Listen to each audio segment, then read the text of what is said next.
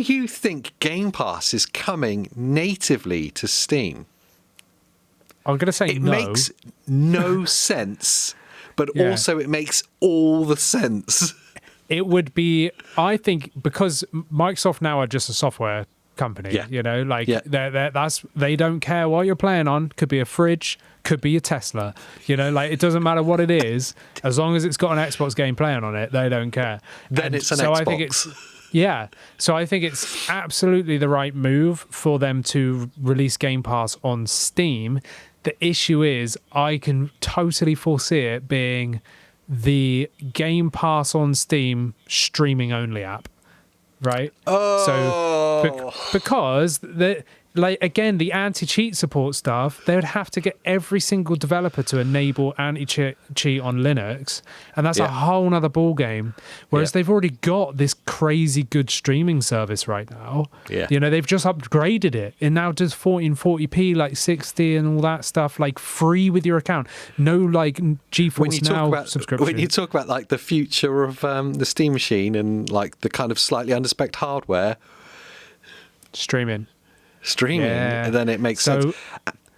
And streaming has got a lot better. It has got, like you say, they've better. They've enabled that 1440p.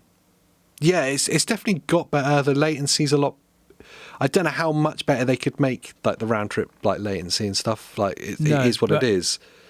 I just see that being the easiest way that they can just go Xbox on Steam OS, you know, like and then there you have it, like very, very easy without them doing too much effort. The other thing is when Phil Spencer says, like, the more people that can play Xbox games, the better. Well, all their games come out on Steam. So, like, you know, you can play Doom the Dark Ages there. You can play Indiana Jones, like, whatever it is. So they're already there.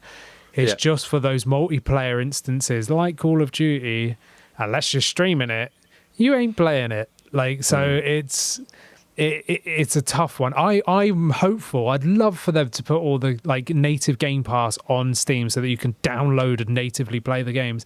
But as like the amount of effort it will take to do that, I just can't imagine. I can just imagine them going, "Here's the streaming app." And the bit that makes loads of sense is like it's really cool for gamers. Yeah. The bit that makes no sense is from the Steam perspective. Like, well, what do they get out of it? 30% of your Game Pass subscription? What happens if my Game Pass subscription is an Ultimate one? I took it out on my console. So no transactions happen through Steam. It wouldn't make any sense to them. That's very true. I hadn't even considered the only that. way it does make sense is streaming, because then there's like a walled garden around it of like, you're not actually owning these games. Steam aren't losing anything. If you really like it, you're probably going to buy it.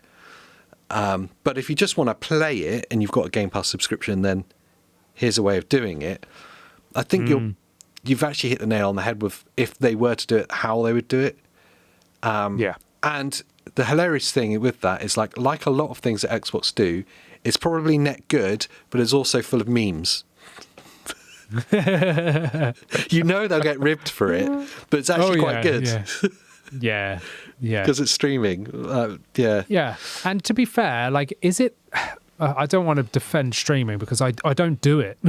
But is it that bad on a Steam machine that you're likely going to have Etherneted to your router? Do you know what I mean? Like, this thing's going to live in a home theater environment.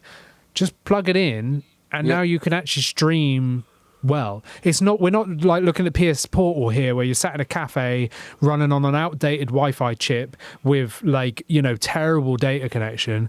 This thing's going to be in your control with your internet, you know? So I think streaming will probably actually be quite good on it compared to streaming on a Portal or the Steam Deck or whatever. Yeah, I think it will for certain. And like how much better the infrastructure's got. Like say the 1440p streaming now, it genuinely looks like it could be viable. Yeah. And the longevity that it gives devices is massive. Devices like the Steam Deck that are underpowered now, the Steam machine that's going to be, let's be honest, underpowered at launch.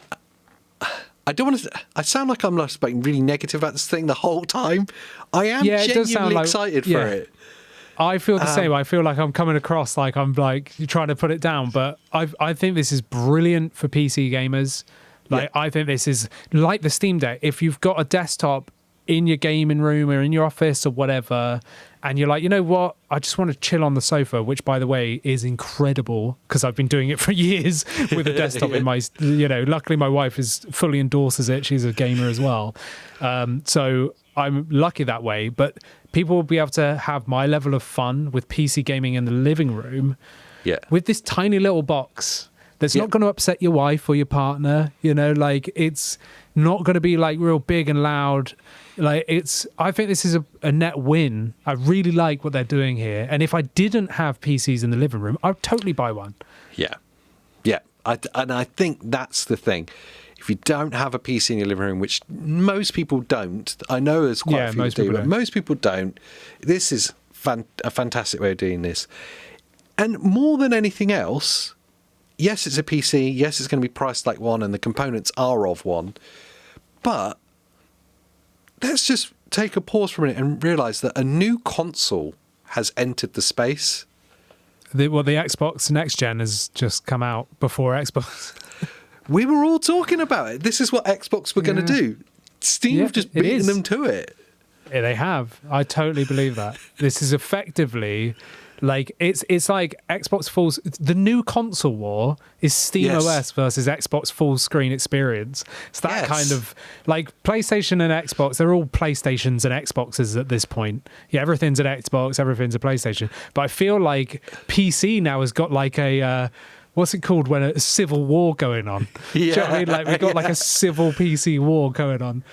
That's a really interesting thing that I just hadn't considered, which is really obvious, is how quickly do Windows turn around and try and optimize full screen experience for this machine? Yeah. If they can because then you remove all the problems. Yes, you're installing Windows, so you're removing some of the advantages that you get from that kind of low lift that the Linux-based SteamOS gives you, but all the advantages of having a Windows operating system, which includes the multiplayer games, is there. And to be fair to them, full screen experience is pretty light compared to what Windows used to be. Oh, yeah. Well, you're saving RAM there. Like all the background processes are just shut off. I've installed it on every handheld. Like I use Windows full screen or Xbox full screen experience on everything because it's just like it's actually much easier to use than just straight up Windows. And especially on a TV, yes, that's what I mean. Like in a TV environment, it'll be perfect. Like literally perfect, and you'll still be able to play Battlefield and Call of Duty and Fortnite and. At the moment, the Insider program that lets you install it, it's kind of locked to APU devices, isn't it? Yeah, I mean, just to be clear, you don't need to be in the Insider program anymore. It's just it's out there. No. You just natively install 25H2, and then you just... Someone in the Windows team did not get the memo about the exclusive partnership that they've got with Asus. There's no exclusive partnership with Asus there. I mean, there is in terms of it being like fully supported with the Asus devices, but I mean, it's in testing right now for MSI. But the thing is I've installed it on the MSI, the Legion, and all that stuff, and it all works fine. Like, you don't need to be an insider anymore. You just need to be running Windows 25H2. And then you can go on GitHub, and there's a one-click installer for enabling Windows Xbox full screen experience now. So you don't even need to do any coding like our guide shows you. Like it's literally you click a button and it works, and that's Love it. Yeah. Well, So, but at the moment that will only work with devices like APU-based devices, wouldn't it? Oh, you can just do it on desktop. You can do it on desktop. Yeah, there's an override like for it. Have you seen it working desktop? It's a UI scale. I was planning on doing it myself, but I fought against it because it's, I don't know, like, I might try it, might not. But basically what the issue is, because it's designed for handhelds with small, low resolution screens. When you put it on a big screen, all the UI and everything's all messed up. But now there's like a scaling like hack that then makes it just work. Right. Yeah. And that's part of this one-click enabler that, like, on GitHub. So you can just basically say, I'm going to put this on a desktop, and it will just make it work and scale everything correctly. Yeah. So you would be able to put it on this. Yeah, that's really interesting. I assumed it was still locked down to. I thought they'd restricted it with like looking at like hardware reading it and going, it has to be an APU for it to work.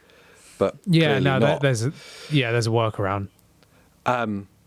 Yeah, so you have this like play for the living room there as well, and well, I'll put the question to you as we come near the end. You have this machine in your living room, let's say. You don't have your other PCs. Are you running SteamOS or Xbox full screen experience on it? It's a tough one because for me, I would actually stick with SteamOS. And that is the end of that, unless you want to see more, and then it's only just the beginning of your journey. I like that. Yeah, thanks very much. Yeah, I just came up with it just now. Yes. Yes, that was the end of that clip of the podcast. If you want to see what we're talking about actually in a full podcast fashion, then click on the link there and watch it. And, maybe subscribe as you leave or like before you leave. Like before you leave. Nice catchphrase, that. Oh.